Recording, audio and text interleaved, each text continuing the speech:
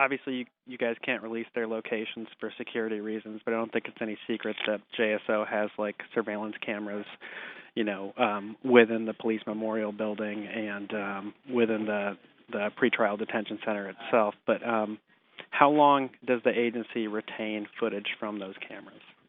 So we retain any footage and any records in court. We basically follow the state of Florida retention schedule, GS2, which covers records for law enforcement, corrections facilities, and medical examiners. So the GS2 is what we would refer to whenever we are looking at retention schedules for any type of records. Okay, so in this case, if we were talking about video, what's the records retention schedule for video? So there is no specific category for jail videos in the GS2. We classify our video cameras as surveillance and security videos, and so we use the Florida state statute that governs the release of surveillance videos as how we determine what records we're going to release. Okay. So how long does the statute call for the agency to maintain that video then? It doesn't. That's what I was saying. The GS2 does not talk about, it doesn't address specifically jail videos. Therefore, we fall back on the state statute that talks about the release of videos that we do have. Okay. So there's no time limit or anything on the agency's part in place? There's no required time limit per the GS2 schedule. So our current camera system that we have records over itself every 30 days. Okay. And that's just like it's on schedule to record over itself? Yes. Or it's just that's the amount of data it can actually hold? Probably both. I'm not, an IT person, but our camera system was purchased and is set up by the manufacturer to automatically record over itself every 30 days. So I would imagine it's probably a combination of what you asked, but I'm not 100% sure on that. Okay. So then what we do is, so I think maybe this is more what you're trying to get to. If somebody wants a video, we get requests from attorneys, defense attorneys all the time for Sallyport video, for example, for if someone has been arrested for a DUI. What we do as a courtesy, although we're not required to, is if an attorney requests a video, knowing that this video footage may be gone in 30 days, probably likely before the case ever goes to trial, if they request that we pull and preserve the video, we will do that, but in order for them to obtain it, they need to provide us with a court order. But we will, as a courtesy, pull it and preserve it for them so that it doesn't get lost. So there is like a kind of a procedure in place if someone is requesting specific video that the agency does have to kind for of particular. Okay, so it has to be it has to be specific and it has to be pursuant to a court order, because the statute in 119 that falls under the surveillance, we're not obligated to. In fact, it is confidential. We don't have to release that at all. But we will pursuant to a court order. We won't just as a regular record request. Okay. So you would need a subpoena or something similar. Yes. But say, if we're talking about that courtesy, if an attorney or just a member of the public or, say, even a criminal defendant themselves, they reach out and they say, hey, this video is going to be pertinent to my case or such and such case, the agency does flag that and kind of set it aside? Yes. Okay. Does the agency have like a written policy regarding requests for video? Our policy is basically follows 119, and we're not obligated to do it. Like I said, we do it as a courtesy because we understand that it takes a while for people to get court orders. And to be honest with you, the vast majority of the records that we pull, we never get a court order following up on it because the court, I guess, is pretty strict about allowing it. So most of the stuff we pull ends up being destroyed anyway. Okay. And you have to request it within the 30 days or it's gone. Once it's gone, we can't get it back. Right. It's out there in the ether, what have you. It just ceases to exist. What kind of, I know we discussed the courtesy aspect of this, but would it just need to be a public records or a FOIA request from the attorney? Yes.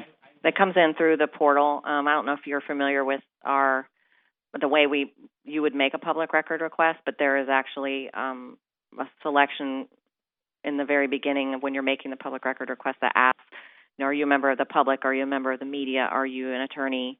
So that we can get these things streamlined, and they're triaged when they come in. Every public record request is handled in the order that it's received. However, if there are things like videos or things that we know may be transient, we do look through every public record request and make sure that if there is something that we need to pull, that we do that, because it ultimately is going to get stuck at the bottom of the pile and gotten to whenever, the public record person gets to it. Okay.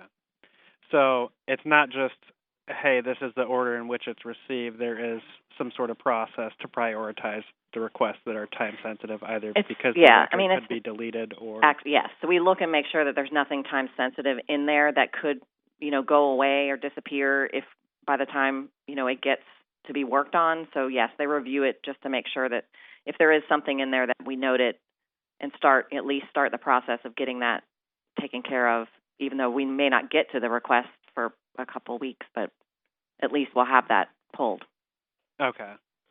So, especially when it comes to, requests with a high volume of records, if it was seen when the, records request was initially made that, hey, it looks like the requester is asking for a specific piece of video we may or may not have, that would be noted in the system, and then someone would try and locate the source of that video, if there is one, in fact, and then kind of set that aside. Yes, exactly. So with, I guess, what's the process from there? So say the note's made in the system, does that immediately go to someone who then tries to track the video down? Yes. We have liaisons at the jail. So when that request comes in, the public records coordinator will notify our liaison at the jail who is responsible for pulling and preserving the videos. Okay. Now, between the request being made and record staff, noticing, that there's video involved in the request, how long on average, I know this is a ballpark question, how long on average would it take for the agency to set aside or otherwise kind of quarantine, any video that could be pertinent to that request?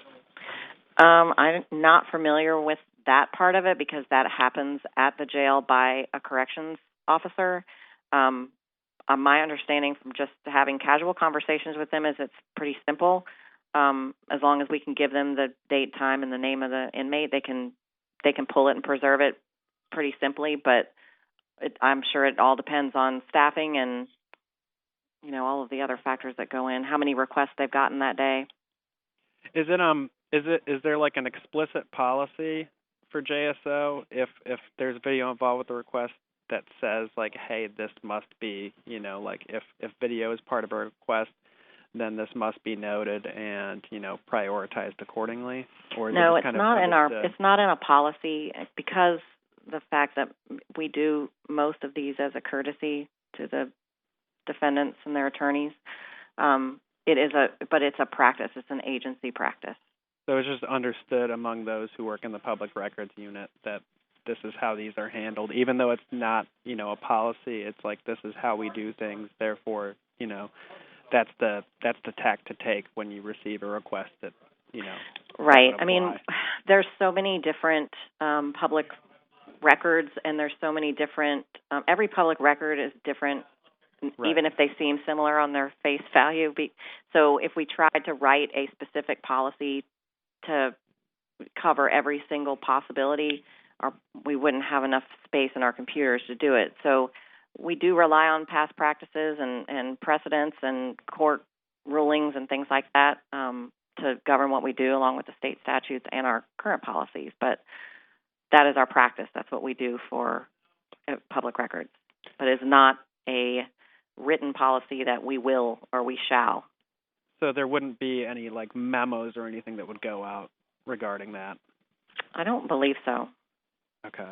And I know earlier you mentioned that, as far as how the agency handles video requests is based on state statute or follows state statute. But is there a written policy regarding video retention? Well, no, because like I said, video retention, any retention of anything we follow the GS2. So if you look in the GS2, the retention schedule, it covers a variety, dozens of pages of things, like how long do you keep an internal investigation record? How long do you keep an injunction record? How long do you keep a polygraph record?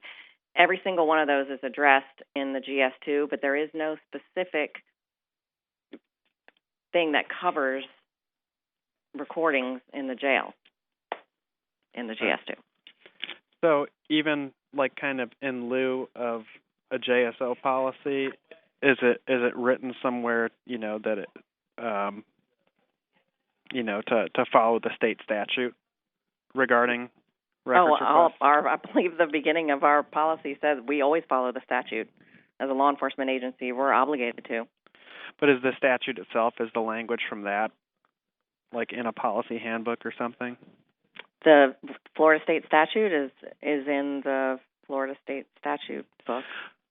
No, I understand that. I'm just wondering if that's written down anywhere in a policy for that we will follow the yes, or like it is. Refer to this specific statute or something like that.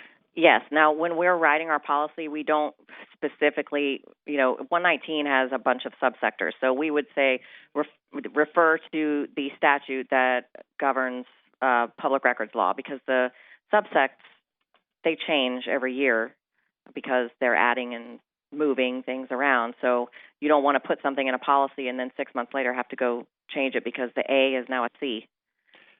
So then it would just kind of refer broadly, like, say like refer to Florida Statutes 119 regarding, XYZ. Yes. And then it would be up to the individual to go and, look up the individual, to look up the state law and see which ones apply. Yes. You can have copies of our policy and unit procedures for public records if you want them. That would be great. I would absolutely appreciate that. Okay. And then as far as interpretation of Florida statutes goes, is that something like the public records unit itself handles? Is there like an in-house attorney? Is there like a city attorney or like general counsel for the city who handles interpretation of state law? Yes, to all those. So we have a public records manager. Her name is Agnes Carswell. She is a lawyer and she has a master's degree. She is basically the designated public records person for the sheriff's office. And then we also have, of course, we use OGC, their city's attorney, for civil matters. And then we have a legal advisor who is a assistant state attorney who also advises on criminal matters.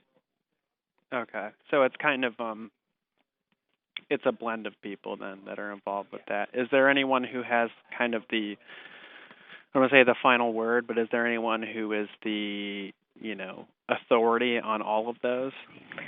Well, the sheriff is the ultimate authority in our agency, but he does rely on our input of our interpretation because sometimes things are not always black and white when it comes to public records law. So we have to research, court cases or public, attorney general opinions and take all of those into consideration when we're trying to make a decision on something that perhaps hasn't been addressed in the past. Because every once in a while something like that comes up, just when you think you've heard it all.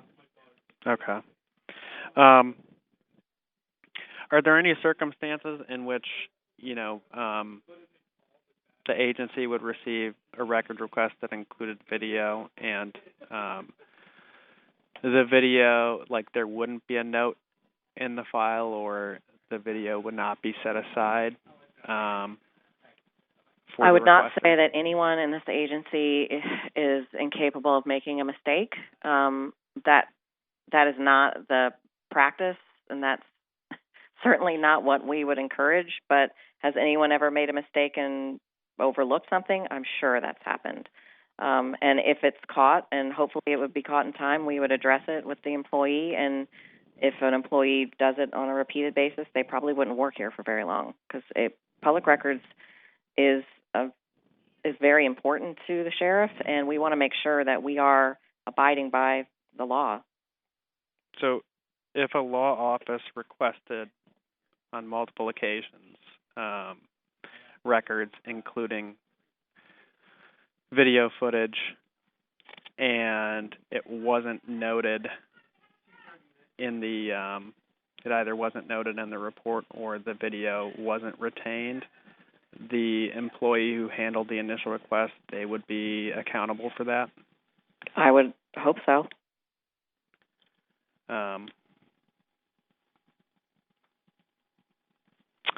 Well, I'm looking through. It looks like I've gotten through. Oh, I did have one last question. What's the average time it takes to fulfill or complete a public records request? I know that's, again, ballpark and subjective, but there just isn't an answer for that, really. It depends on how many requests each coordinator is working on. Some days are busier than others. We can come in the morning and there can be 50 brand new requests that came in the portal overnight, or there could be 5. We handle thousands of public record requests every year. So the turnaround time just varies based on when you submitted it and how many are in the queue ahead of you. And, of course, if you put in a public record request that's very comprehensive, we get some requests that are, any and all records related to this homicide. So you can imagine all of the records that could be associated with something like that. That's going to be a huge response, and so that's going to take longer than, can I get a copy of my crash report, which we can probably handle. If you walk into the front counter here at the P&B, we can give you a copy of that as you're standing there. But if you send it in through the portal, it's going to get put in to the queue in the order it was received. Okay. So it well, and as you said, like, no case is typical. Like, there's no typical public records request because all of them are different or involve, potentially different records or a different volume of records.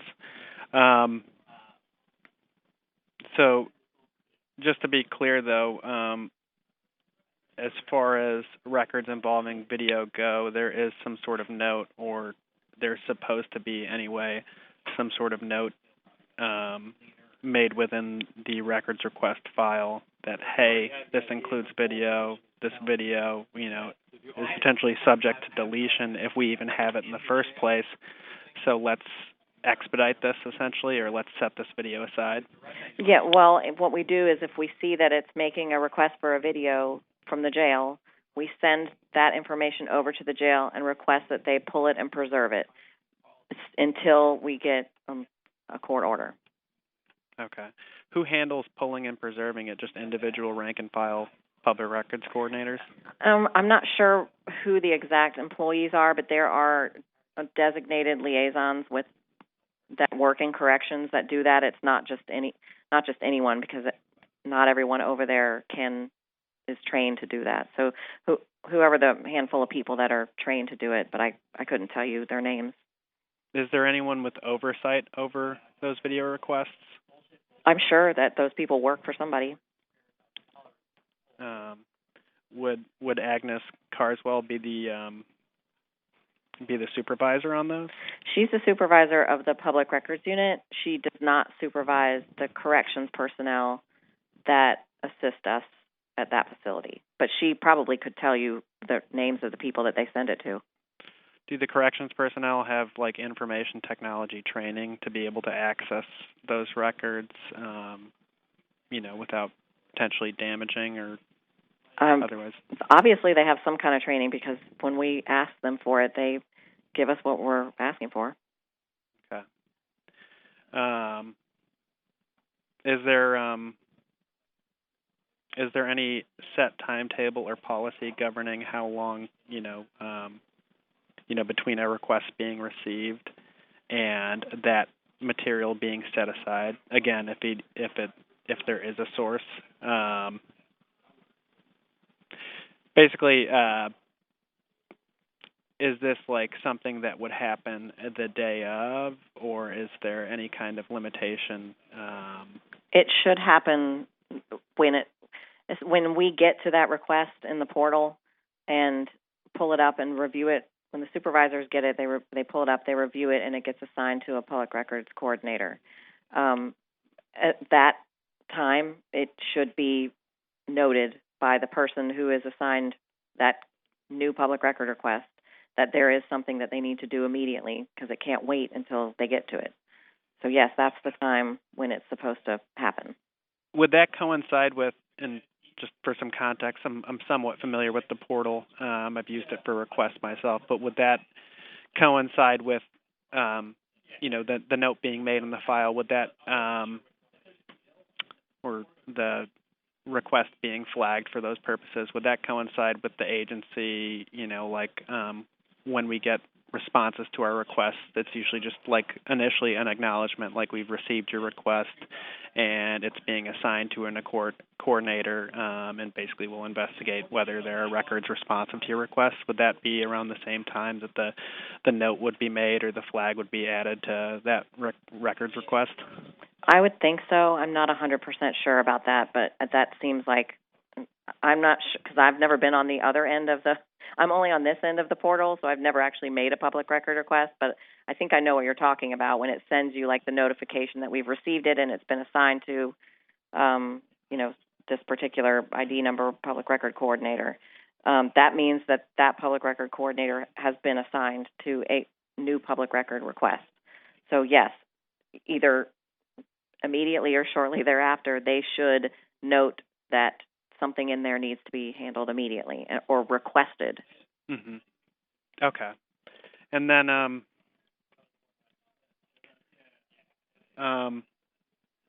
like I said, let's say a request was made today involving video. Just talking in the abstract, would it be reasonable to assume that the proper note or flag would have been placed within that record request, say 2-3 weeks from now, so that way video could be preserved? I'm not understanding. Say that again. If I requested, a piece of video or a piece of video I thought existed today, would it be reasonable to assume that, 3 weeks from now, that the note would have been made to preserve that video if it exists? Yes. Okay.